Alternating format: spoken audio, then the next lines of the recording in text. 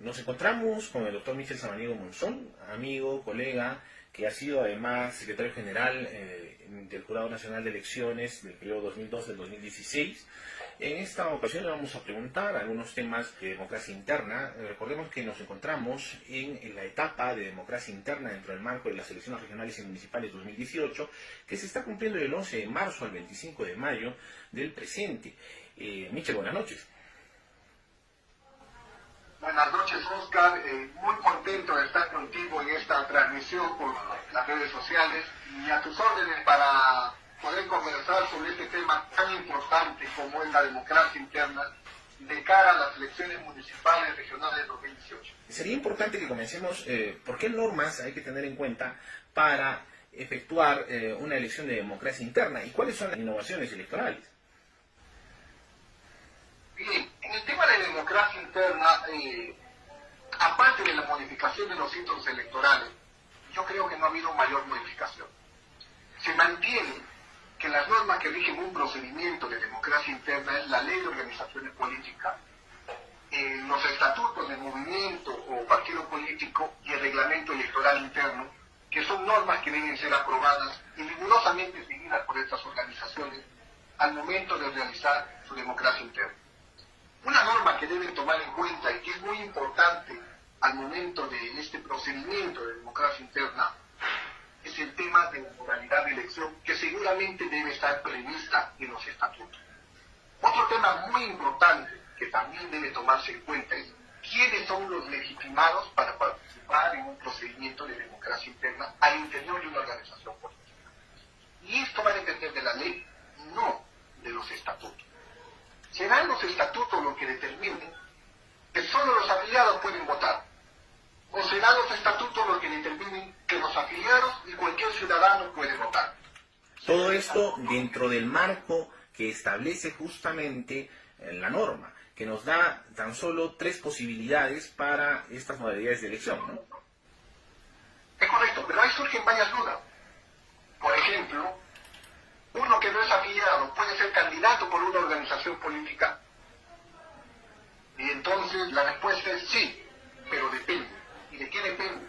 De los estatutos. Porque hay estatutos que establecen que solo los afiliados pueden ser candidatos por esa organización política.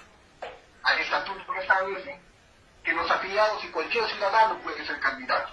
Hay estatutos que establecen que los afiliados con cierto tiempo de antigüedad son los que pueden ser candidatos. Entonces, estas dudas de los afiliados tienen que resolverse mirando claramente los estatutos y tomando en cuenta que una vez que iniciado el procedimiento de democracia interna, los estatutos en lo que se refiere a reglas electorales no pueden ser variados. Bien, a propósito además del caso de Julio Guzmán, ¿no? Que en efecto, lo que pasó en esa ocasión fue que la agrupación política no tomó en cuenta los estatutos para la elección del órgano que tenía que encargarse de hacer la elección interna. En un caso reciente, creo que es lo que les ha pasado también al Partido Aprista Peruano. Como tú recordarás, la candidatura de Julio Guzmán se cayó o no se inscribió porque la elección del Tribunal Nacional Electoral y de las autoridades de todos por el Perú no lograron inscribirse en el registro de organizaciones políticas. Y no logró inscribirse precisamente porque al momento de efectuar la asamblea para elegir estas autoridades no se cumplieron requisitos de quórum, de convocatoria, de modo tal que se habían incumplido normas de los estatutos que impedían un acuerdo válido. Y como no se impedía un acuerdo válido, la elección del Tribunal Nacional Electoral, etcétera, etcétera, no fue posible inscribir en su oportunidad en las elecciones presidenciales pasadas. Es decir, algo similar. Sí, es decir, si esto le ha pasado a esta agrupación política, de pronto, y también ha venido pasando recientemente en el caso del Partido Aprista, en el que se ha declarado la nulidad del asiento de inscripción que nombraba a toda la dirigencia nacional del Partido Aprista, tomamos en cuenta la importancia de la observación del propio estatuto de la organización política, ¿no? Claro. El jurado ya ha establecido que hay 2 momentos para controlar la democracia interna.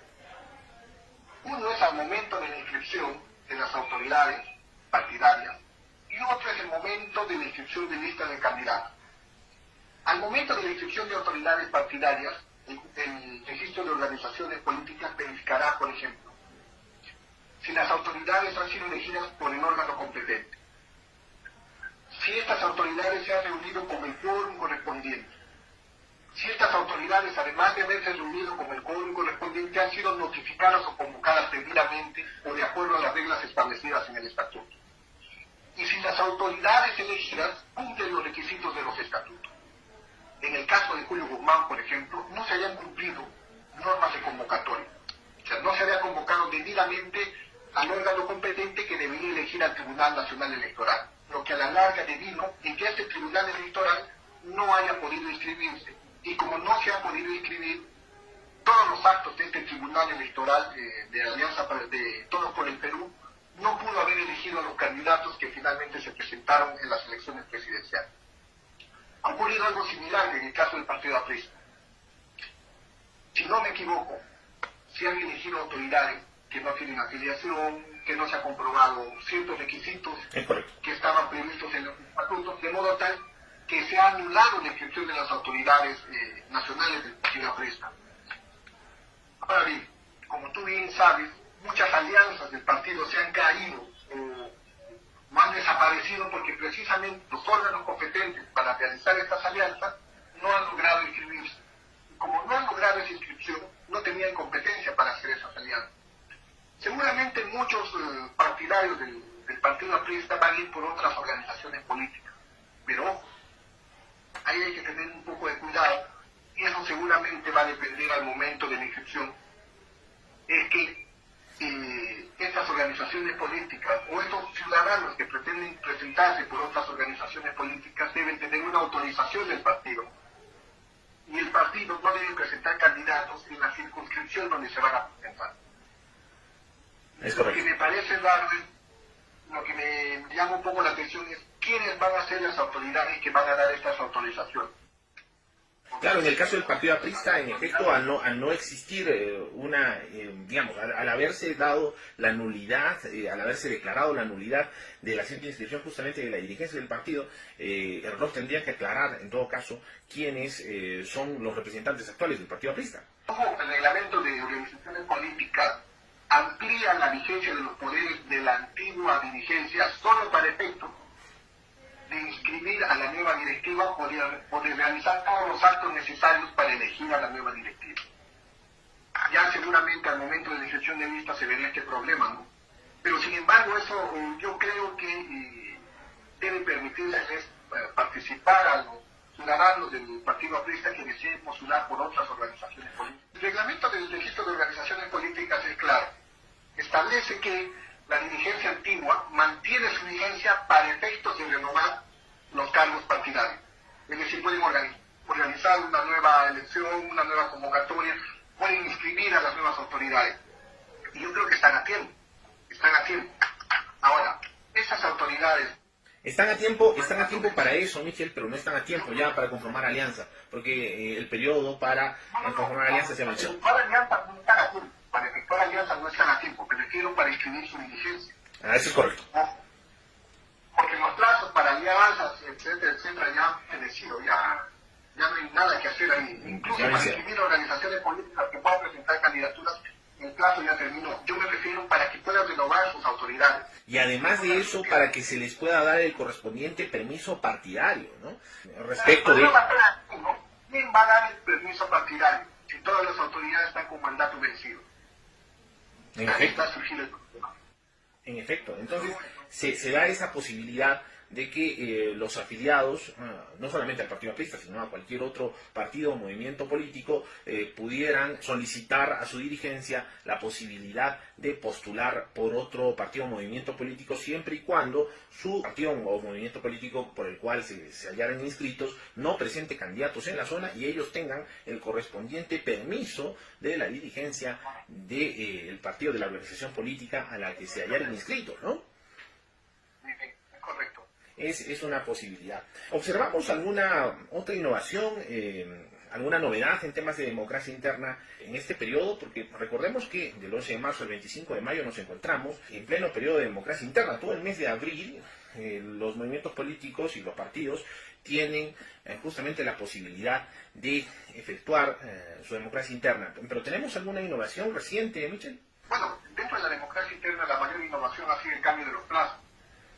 Sin embargo, me parece que desde que hay el uso de la ventanilla de antecedentes electorales, la ventanilla única de antecedentes que tiene a su cargo el Jurado Nacional de Elecciones, va a ser una herramienta muy útil para las organizaciones políticas, para que éstas puedan verificar dentro de su democracia interna quiénes son las autoridades que tienen antecedentes penales, procesos en marcha, y esto se engarza también dentro de la última modificatoria que se dio justo cuando se iba a convocar el 9 de enero en la tarde, la ley 30.717, que como tú bien sabes, ha aumentado la valla para aquellas personas que quieran presentarse a un cargo de elección popular. Así es importante justamente hacer un análisis un poco más puntilloso de ese tema. Justamente se modifica, ¿no? Se incorpora los literales G y H del párrafo 8.1 del artículo 8 de la ley 26864, que es la ley de elecciones municipales, ¿no? Y se incorpora el siguiente párrafo, ¿no? Artículo 8, impedimentos para postular. No pueden ser candidatos en las elecciones municipales. 8.1, los siguientes ciudadanos. G, las personas condenadas a pena privativa de la libertad efectiva o suspendida con sentencia consentida o ejecutoriada por la comisión de delito doloso. En el caso de las personas condenadas en calidad de autoras por la comisión de los tipos penales referidos al terrorismo, apología al terrorismo, tráfico ilícito de drogas o violación de la libertad sexual, el impedimento resulta aplicable aun cuando hubieran sido rehabilitadas. H. Las personas por su condición de funcionarios y servidores públicos son condenadas a pena privativa de la libertad efectiva o suspendida con sentencia consentida o ejecutoriada por la comisión en calidad de autoras de delitos dolosos de colusión, peculado o corrupción de funcionarios, aun cuando hubieran sido rehabilitadas. Esta es la ley que modifica la Ley Orgánica de Elecciones con la finalidad de promover la idoneidad de los candidatos a cargos públicos representativos. Todo bien con la ley hasta el punto en el cual se dice, aun cuando hubieran sido rehabilitadas. ¿Cuál es tu opinión, Miguel? Bueno, acá yo creo que se presentan dos problemas. Una de aplicación temporal y una de constitucionalidad de la ley. Me refiero a la aplicación temporal porque el artículo 103 de la Constitución establece que las normas no tienen efectos retroactivos. Y ya he oído por ahí que si se aplica, por ejemplo, una persona que cometió el delito de tráfico ilícito de drogas o terrorismo en el año 2000 y fue rehabilitada en el año 2005, ya están sosteniendo que si se les aplica el impedimento para ellos sería una aplicación retroactiva de la ley. Y en efecto la norma no puede regir de este punto del tiempo hacia atrás. Puede tener una aplicación ultraactiva, pero está prohibida completamente la aplicación retroactiva de la norma. Es decir, si alguien hubiera sido rehabilitado anteriormente a la dación de esta norma y se le pretendiera aplicar, de pronto en efecto se presentaría ese problema de temporalidad, ¿no? Claro, habría que ver qué es lo que se considera como un hecho cumplido o un derecho adquirido. Pero ese es un tema ya un poco más complicado. Pero si el hecho y las consecuencias se dieron bajo la vigencia de la ley anterior, la ley nueva no se puede aplicar a esos hechos cumplidos. En efecto. Entonces, desde ese punto de vista, si yo he sido condenado y rehabilitado, la condena, el hecho de la rehabilitación y la consecuencia es que ya quedé libre de todos mis pecados, de todas mis penas. Por supuesto, y lo que pasa es que... Desde ese punto de vista, se podría entender que esto es una aplicación retroactiva. Exactamente. Además, la resolución del juez que a uno le devuelve sus derechos es esta resolución de rehabilitación que lo reincorpora en buena cuenta a la sociedad, cumpliendo justamente ese precepto constitucional de que la pena tiene esa triple función de reincorporación, de resocialización, ¿no? del penado a la sociedad. Entonces, ¿qué opinas acerca de la constitucionalidad de esta norma que has mencionado? El problema de la constitucionalidad de esta norma. Me parece que efectivamente el artículo 139, inciso 22, si no me equivoco, es el que establece los fines del régimen penitenciario. Y uno de los fines del régimen penitenciario es que tú te encuentres rehabilitado. Ya pagaste tu delito. Es correcto. Impedir el ejercicio de los derechos políticos implicaría una pena perpetua por algo que obviamente ya está en la Constitución previsto como rehabilitable. Ahora, señalar que incluso los rehabilitados no pueden presentarse un cargo de elección popular sería señalar que el Estado no ha cumplido sus fines de rehabilitar, de modo tal que hay personas que indefinidamente no van a pueden ser sancionadas por determinados delitos, ¿no? Yo seguramente me imagino que en su momento esto va a terminar en el Tribunal Constitucional para evaluar este tema. Me inclino a pensar que tiene serios problemas de constitucionalidad esta norma y que, aunque es bien percibido por la ciudadanía que alguien que ha robado a un municipio no pueda ser candidato de nuevo por este municipio, me parece que la ciudadanía lo ve bien, como un buen impedimento. No, por supuesto. Sin embargo, técnicamente hablando, la norma tiene problemas de incompatibilidad con la Constitución, y eso se llama, en términos legales, inconstitucionalidad. Claro. Entonces, también hay una actitud paternalista, ¿no? Porque si un ciudadano elige a un ciudadano que ha sido condenado en perjuicio de una municipalidad, es responsable la ciudadanía por elegir a ese ciudadano. O sea, a lo que voy es que si esto se somete a un test de proporcionalidad, hay otras medidas igualmente satisfactorias para evitar que estos ciudadanos lleguen al cargo municipal. Por ejemplo, que todo el mundo sepa que ha tenido esa sentencia y que obviamente eso se logra con la declaración jurada de hoja de vida. Y si no lo declara, se le excluirá. Pero que sea la ciudadanía que finalmente escoja qué candidato debe ser elegido o qué candidato no debe ser elegido. Pero impedirlo mediante una ley me parece que es un exceso, ¿no? Yo creo que hay que decir los derechos de constitucionalidad de esta norma. Pongámonos en un caso concreto, y no creo que esté lejos de la realidad. Si un candidato se presentara a las primarias y ha sido condenado por estos delitos que prevé justamente la ley 30717 y ya está rehabilitado, sin embargo, pretende postular, ¿cómo crees que debería proceder el movimiento partido político? Bueno, en su momento seguramente accederán a la ventanilla de uso electoral, a la ventanilla única de uso electoral, donde seguramente va a constar esta sentencia. Ahora, si el organismo o si el partido político ha recogido esta normativa dentro de sus estatutos o su reglamento de democracia interna, puede tener dos opciones. Uno, impedirle que sea candidato en la primaria, o dejarle participar haciendo un control administrativo difuso, o dejarlo de lado esta norma. Pero en el supuesto de que esta organización política le impida candidatear a este ciudadano, yo creo que podría presentarse una acción de amparo, ¿no? Una acción de amparo contra normas, básicamente. No estamos hablando todavía de una acción de inconstitucionalidad, sino de una acción de amparo para la inaplicación de una norma en efecto inconstitucional, ¿no? Claro, porque esta es una norma autoaplicativa. Exactamente. Lo que ha puesto el Tribunal Constitucional para presentar un amparo contra normas es que las normas sean autoaplicativas y que no requieran ningún desarrollo reglamentario posterior. Y este es precisamente un caso. Desde el momento que se dé esta norma, es autoaplicativa, no requiere ninguna norma posterior. De modo tal que ya se puede cuestionar su constitucionalidad. Yo me atrevería a decir incluso desde ahora.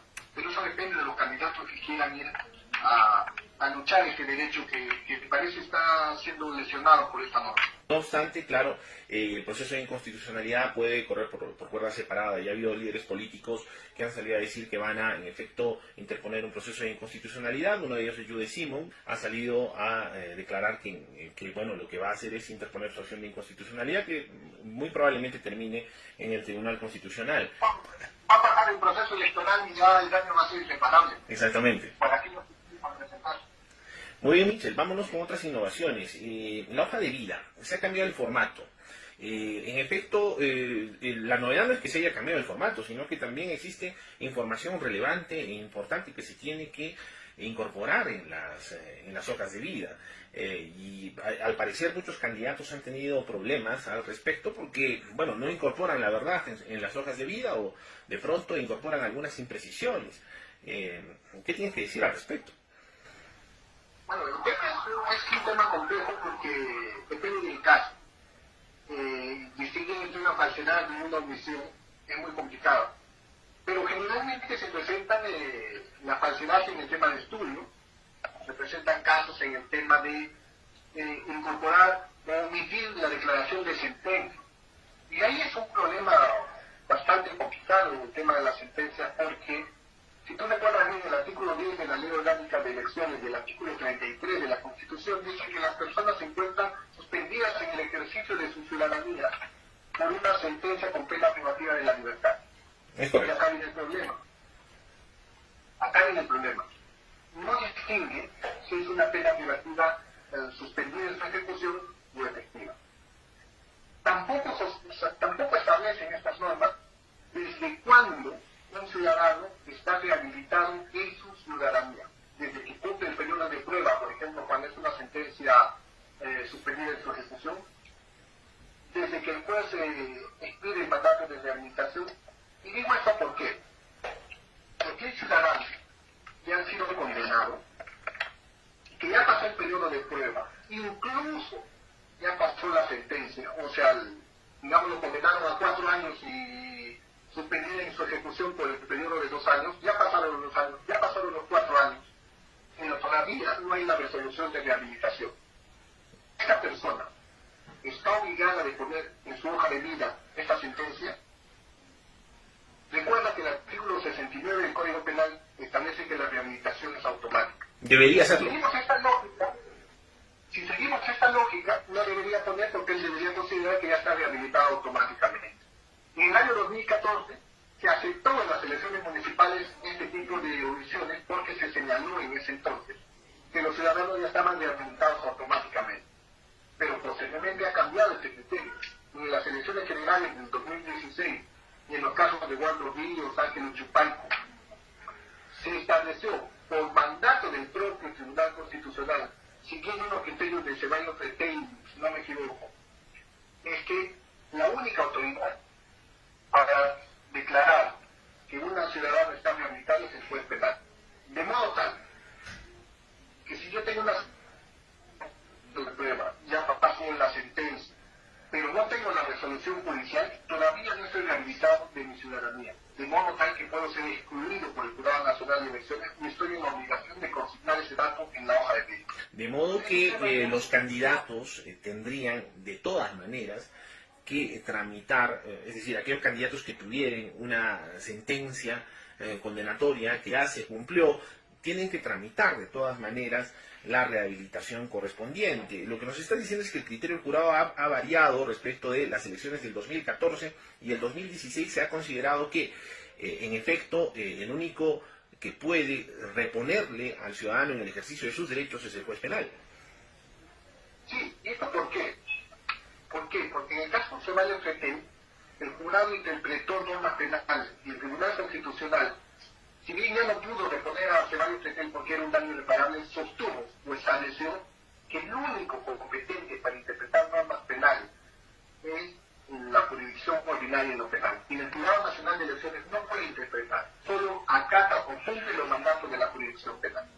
Y ya en varias sentencias el Tribunal Constitucional ha señalado esto, que solo la jurisdicción penal es la única competente para determinar si un ciudadano está rehabilitado o no está rehabilitado. También hay que considerar los criterios de los acuerdos primarios 2-2008 y el acuerdo primario 10-2009 que están referidos a la aplicación de las penas de inhabilitación, donde señalan también que es el juez penal que debe comunicar al Jurado Nacional de Elecciones la inhabilitación o la rehabilitación de un ciudadano. Entonces hay que tener mucho cuidado con estos casos porque la rehabilitación automática en los términos establecidos en el artículo 69 del Código Penal no opera de ese modo en el ámbito electoral.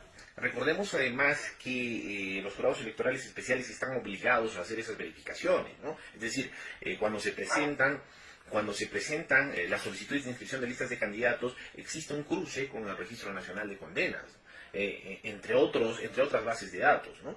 Que verifican incluso de manera automática los antecedentes penales, judiciales y además de eso el cumplimiento de cuotas en las listas de candidatos que han sido presentadas.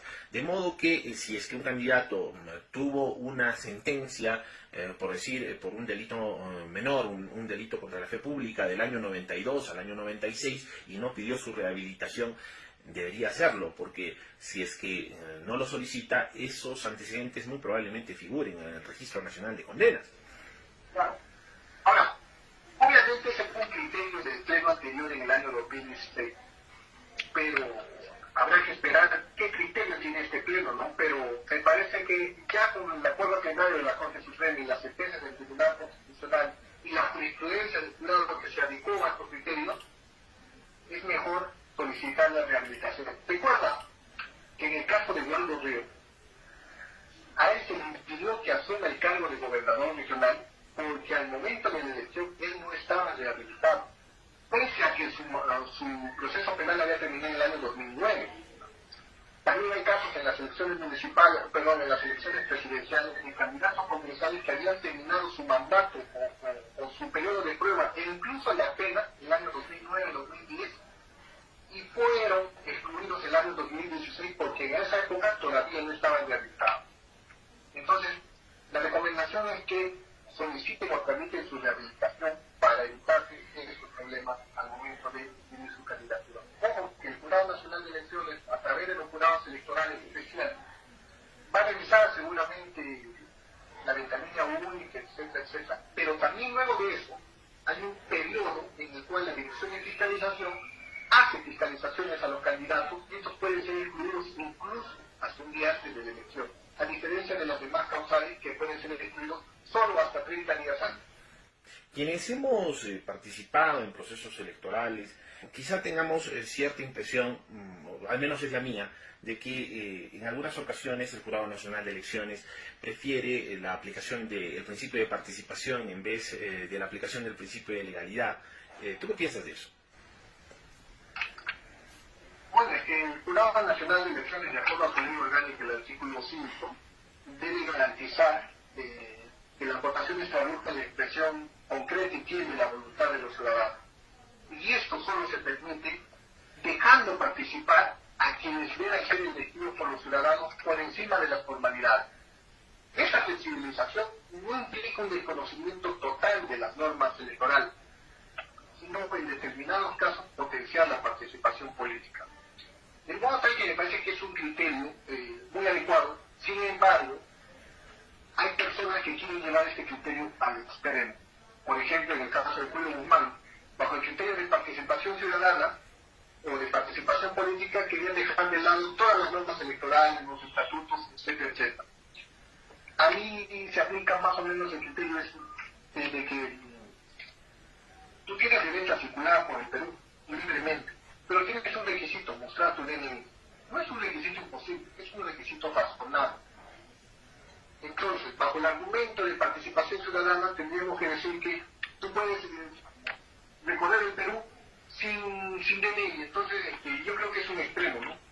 Me parece que la participación ciudadana es adecuada, pero siempre hay un mínimo de reglas que deben observarse. Y además, las formas en efecto tienen que ser observadas porque en algunas ocasiones tienen que ver con requisitos básicos para la participación ciudadana, ¿no? Es necesario poder mencionar eso.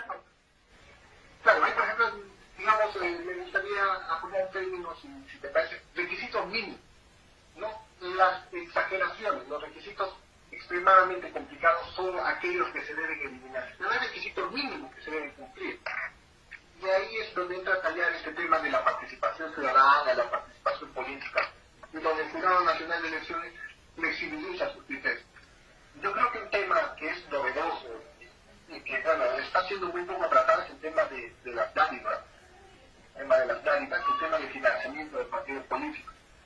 Han enfocado mucho el tema, en el caso, por ejemplo, de financiamiento de partidos, de que las organizaciones políticas no dan cuenta oportuna de sus gastos y que esto solo va a ser posible luego de la elección.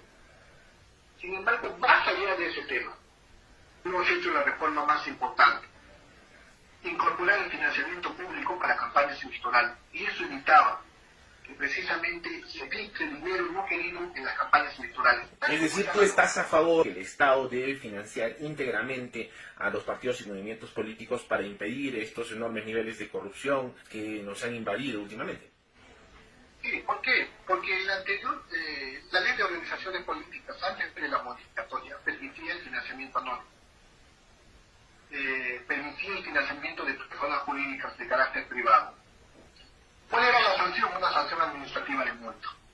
Con la nueva ley se ha impedido el financiamiento anónimo, se ha prohibido el financiamiento de personas jurídicas, pero ha dejado abiertas varias posibilidades para que dinero no querido que ingrese a las campañas pueda ingresar.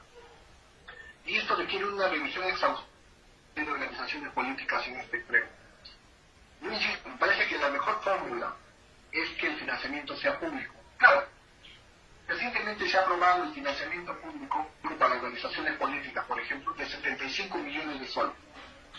Pero este financiamiento público no sirve para financiar campañas electorales, sirve para financiar el gasto ordinario de la organización política. Y este es un despropósito, porque lo que más cuesta en una organización política son las campañas electorales. Y donde más dinero ingresa, dinero no querido, es precisamente las campañas electorales. Recordemos que tenemos que evitar a toda costa que actividades ilícitas como el narcotráfico, el contrabando, se adueñen del país, ¿no? En efecto, si no queremos convertirnos en un narcoestado, si no queremos convertirnos en un estado que esté al margen de la comunidad internacional y que esté controlado por actividades ilícitas, debemos controlar el origen de los fondos de las campañas. Claro. Es una cuestión de ver, por ejemplo, en la campaña presidencial, si no me equivoco, el partido de Keiko Fujimori gastó 19 millones de soles y el de PPK 15 millones de soles, de acuerdo a los reportes que están colgados en la página web de la ONU. Si tú ves esos gastos de campaña, son más o menos como 30 millones de soles, en comparación al dinero que se gasta en la corrupción. El diario Gestión, el año 2016, daba cuenta que son aproximadamente 3.000 millones de dólares. Es mínimo. Es mejor financiar a las organizaciones políticas y pedirles cuentas que permitir que los ciudadanos o personas privadas estén financiando a las organizaciones políticas. Es más barato financiar las campañas de las organizaciones políticas que permitir que ciudadanos financien las campañas electorales. Es una medida que probablemente podría servir en contra de la corrupción que nos ha invadido en el tiempo esta parte, ¿no? Claro, porque si tú ves los municipios en procedimientos de vacancia cuando precisamente se presentan estos problemas, los financistas no reciben obras municipales y cuando no empiezan a recibir obras municipales empiezan a querer lograr la vacancia del alcalde a quien financiaron en la campaña electoral. Y esto se presenta en muchos municipios, ¿no? Sí, exactamente. Quienes financian las campañas claramente son los proveedores que posteriormente pretenden contratar con el municipio que haya llegado al poder y que piden más bien una devolución de favores. Posteriormente, bien dicen que las empresas no contribuyen de manera generosa a las campañas electorales, lo que hacen es invertir. Claro, no tiene sentido de que una empresa contribuya a una campaña electoral. No tiene sentido. ¿Para qué? ¿Para qué? Ahora, una campaña electoral financiada con dinero público también permite un cierto nivel de equilibrio entre las organizaciones políticas al momento de efectuar sus campañas electorales. Bien, en efecto, esto podría contribuir de alguna manera a un principio de igualdad respecto de las campañas que son realizadas en buena cuenta por todas las organizaciones políticas. Muy bien, Michel, ha sido un gusto conversar contigo. Recordemos que este sábado 7 vas a participar justamente en el evento sobre reforma electoral para las elecciones regionales y municipales 2018. Los temas que vas a tocar justamente son el de reforma electoral, procedimientos electorales de lista de inscripción de candidatos, domicilio, democracia interna, cuotas electorales, requisitos de inscripción de listas, entre otros que además van a ser tocados por otros profesionales entre los que me encuentro, para poder esclarecer algunos temas sobre la reforma electoral para estas elecciones regionales y municipales 2018. Sí, y muy contento de estar en el Cusco y feliz, esperando el día sábado para poder estar con ustedes. Muy bien, recordemos que el evento va a realizarse en el Colegio de Abogados del Cusco, que está en la urbanización La Planicie, en el auditorio del nuevo Colegio de Abogados del Cusco, el nuevo local. Es este sábado 7 de abril. Las inscripciones las pueden realizar en la propia oficina del Colegio de Abogados del Cusco, en el sótano del Poder Judicial, en el sótano al costado de la SUNAR, en el Banco de la Nación. Además de eso, los informes pueden ser realizados en el número 984-659-564. Muy bien, Michel, te agradecemos mucho la apertura y por tu tiempo y por habernos ilustrado acerca de estos temas de la reforma electoral y de elecciones regionales y municipales 2018. Bueno, gracias a ti, un fuerte abrazo y estamos en contacto.